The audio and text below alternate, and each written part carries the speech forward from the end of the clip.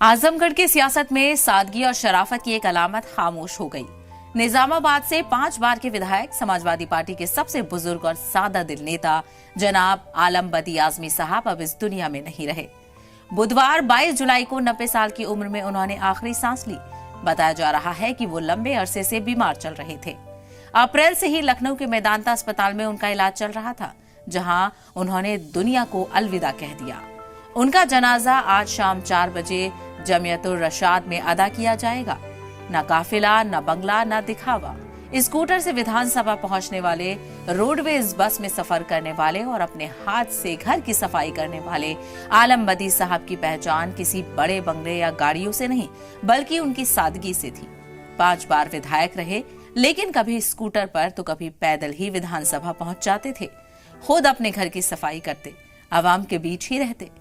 उनकी पैदाइश 16 मार्च 1936 को आजमगढ़ में हुई थी। 1953 में गोरखपुर के इस्लामिया कॉलेज से तालीम, फिर 1956 में इलेक्ट्रिकल और मैकेनिकल इंजीनियरिंग में डिप्लोमा।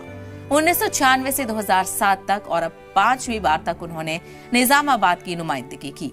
वो सिर्फ एक विधायक नहीं, बल्कि समाजवादी तहरीक, जन सेवा और फिरकावाना हम आहंगी की जिंदा मिसाल थे। बेशक आलम बदी साहब का जाना सियासत के एक ईमानदार दौर का खात्मा है।